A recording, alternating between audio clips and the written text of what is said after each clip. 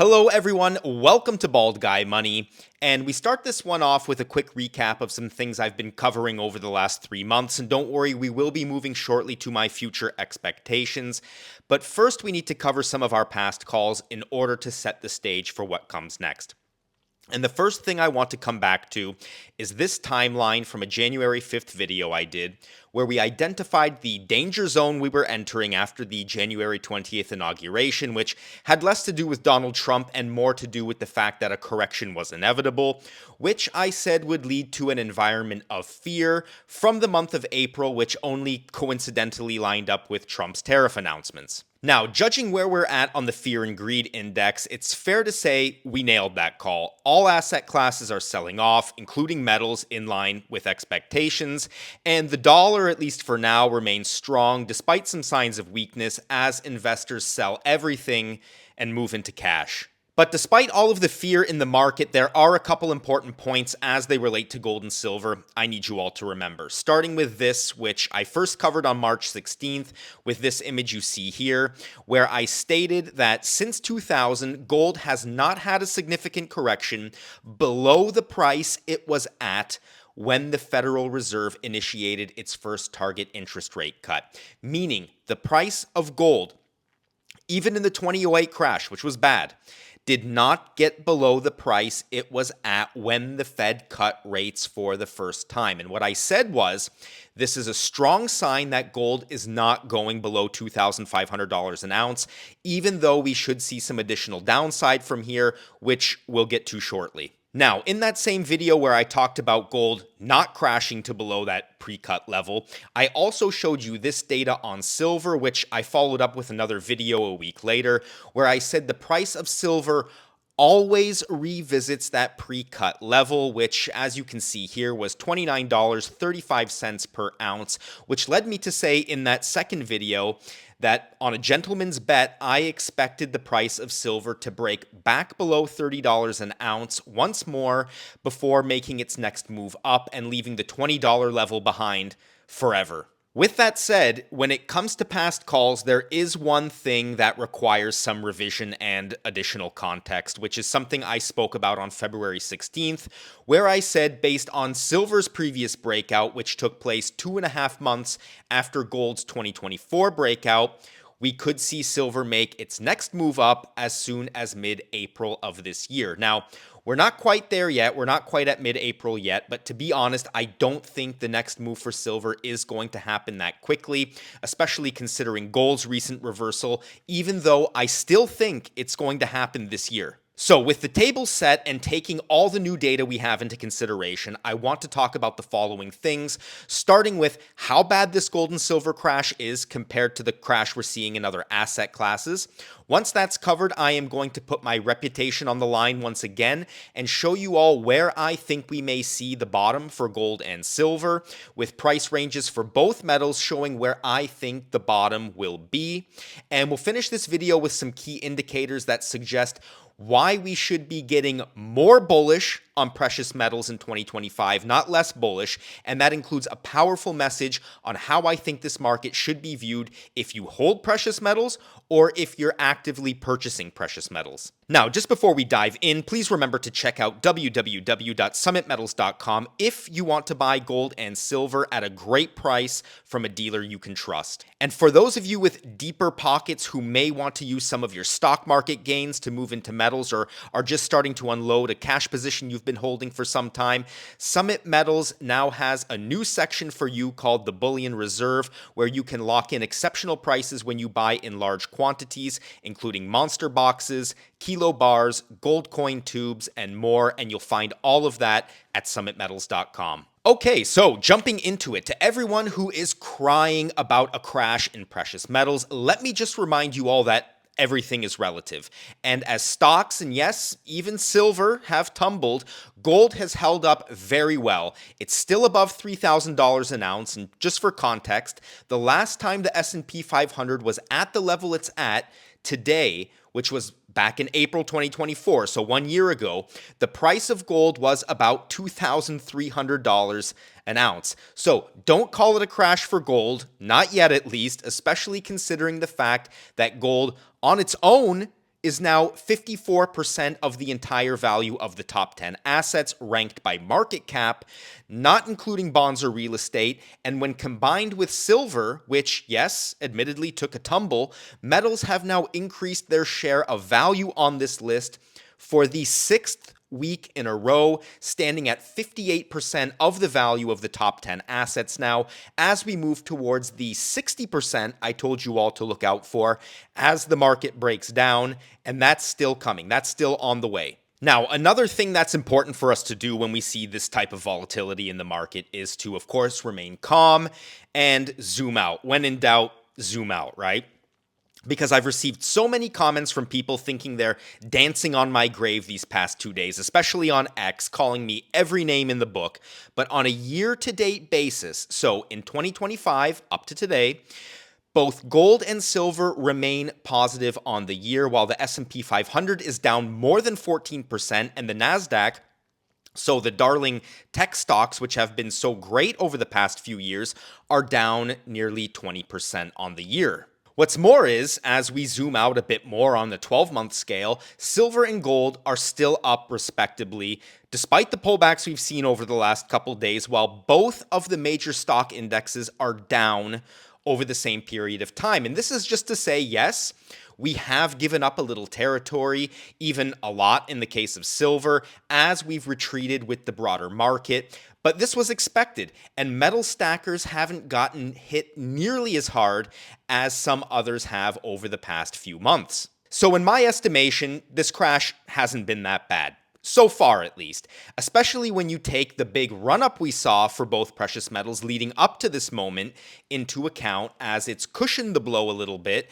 And when you add to that consideration how much value fiat paper money has lost over the past 5 years, which is officially 24% lost on the US dollar, but in reality it's a lot closer to 40%, these are the kinds of things you have to live with, because nothing goes up in a straight line. I've said it many times before. And the only thing that goes down in a straight line, it's only one thing, and that is devaluing cash in a bank account or under your mattress or wherever you keep your cash. So that's just a little bit of perspective for everybody who's watching this video. That said, this is not over by a long shot, because as I've said before, the S&P 500 still has a long way to go down before it reaches that technical trough we've always seen it return to in big crashes like this. And I think the fact that Warren Buffett started aggressively stockpiling cash in mid-2024 as he was selling off stocks when the S&P 500 was at 5,250 is a very telling sign, in that it was already a point at which his actions were telling us he thought the market was overvalued, and it confirms my thesis of a return to those 2022 lows, which will inevitably bring metals down a bit more with it. But the question is, by how much? And the way I want to calculate the range for the pullback is to see how much gold and silver have historically corrected after the first rate cut in the market correction we always see after rate cuts happen, versus the price it was at before the Federal Reserve initiated the first rate cut, which, if we look at last year, that first rate cut happened in September 2024.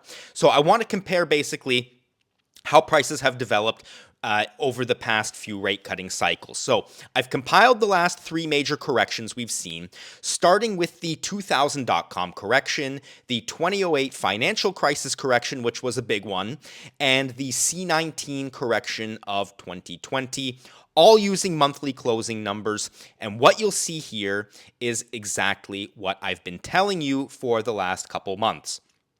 First off, the number for gold is always higher on the pullback than it was before the first rate cut, whereas silver has always revisited that pre-rate cut level, even a bit lower. And what I've done here, using the largest correction and the smallest correction as indicators, is I have determined a range versus where gold and silver prices were leading into that first Federal Reserve cut, which again took place in September of last year. And what this data suggests is that gold's pullback range is between $2,750 to $2,800 per ounce, and that's probably a good place to get aggressive if you're stacking gold or maybe even buying gold mining stocks, and it's what I will be doing. Now, for silver, as it's a bit more volatile, this is something we know. The range goes from $23.20 per ounce up to $28.17 per ounce as a pullback range. And I know that may be frustrating for some of you who are trying to perfectly time your purchase and trying to nail the bottom, and I will cover more on that a bit shortly. But what I want to say here is that this is an honest and realistic take on what's to come. And once again, I am putting my reputation on the line by sharing these numbers, as I've done in past videos. Not all YouTubers will go out there and make a video and share a timeline and precise numbers. But as with past predictions, I will stand by these numbers in the future as I stand by them right now, and I am confident that we will remain in these pullback areas with maybe a very small margin of error. So with all that said, considering the pullbacks and the uncertainty, why do I think we should remain especially bullish on gold and silver right now? Well, there are two specific signs I am looking at. One of them has already been triggered, and the other one is in its development phase.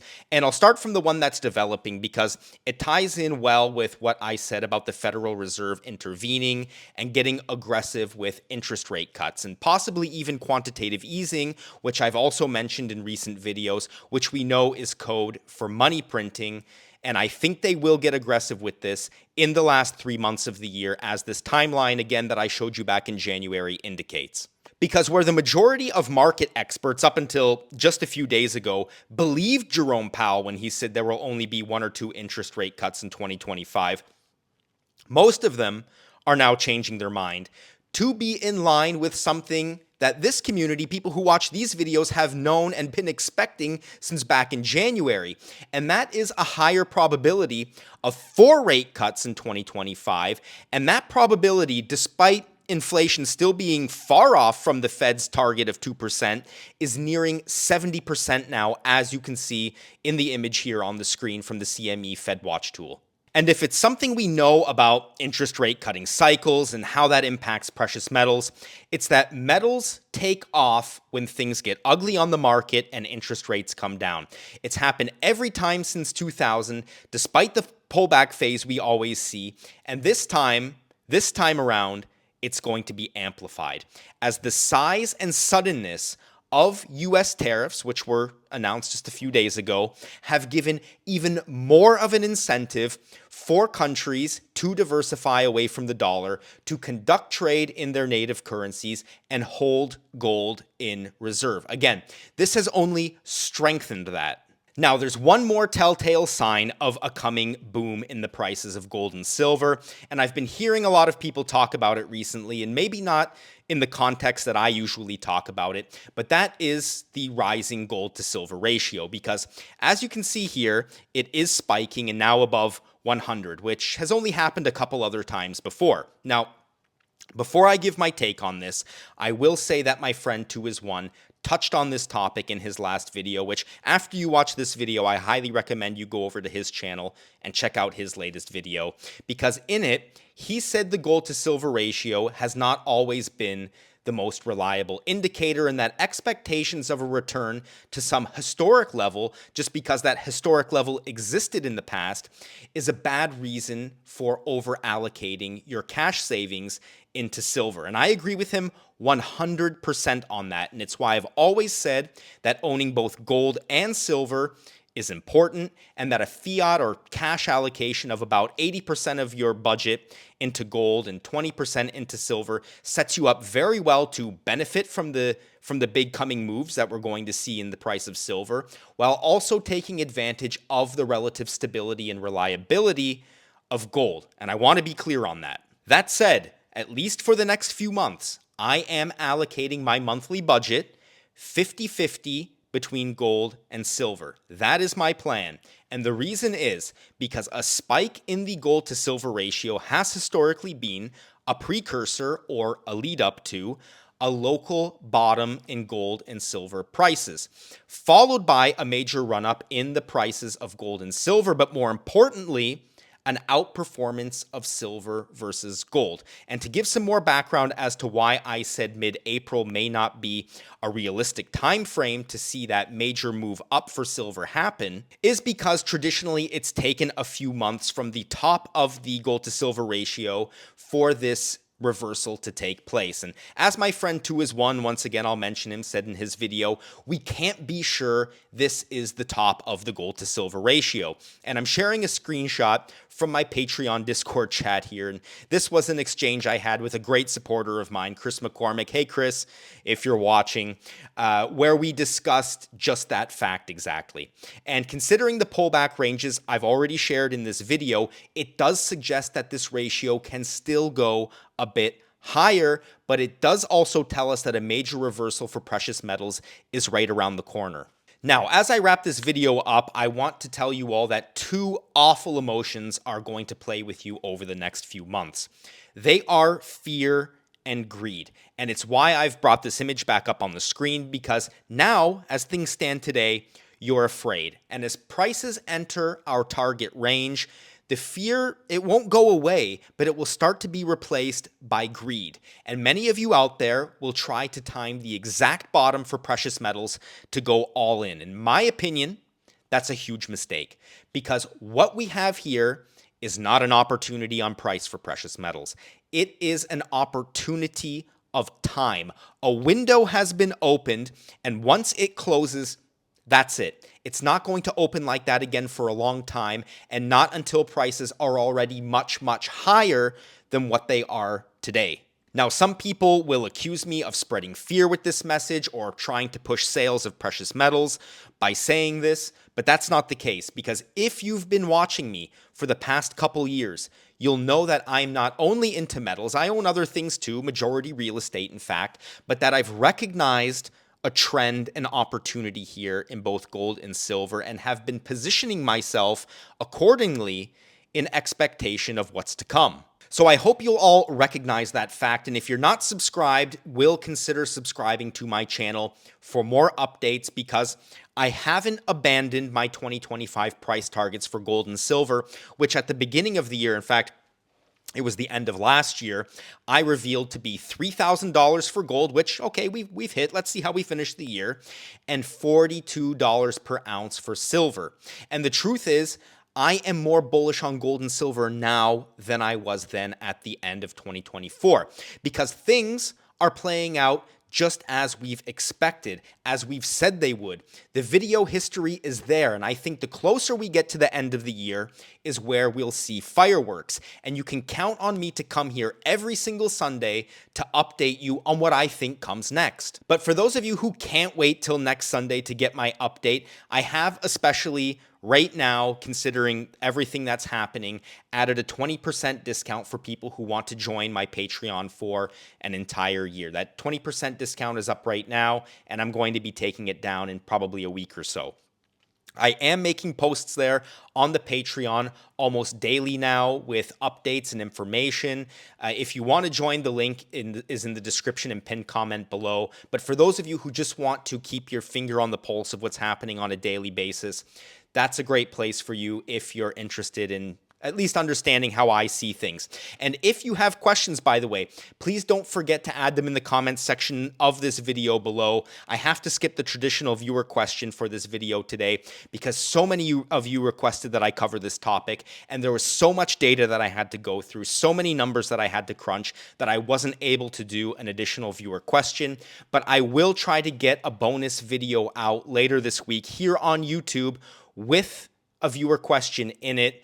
But until then, I want to thank you all for watching. I want to thank you all for leaving likes if you enjoyed this content. If you think other people in your life need to hear what I'm saying, please don't be shy. Share it with them. That helps grow this channel. And until the next time we see each other, everybody, I'm wishing you all a fantastic week ahead. Please remember to take care of yourselves, but especially in these hard times when people are struggling maybe emotionally or financially, remember that it's very important to take care of each other. I'm looking forward to seeing you all in the next video, and see you then. Goodbye.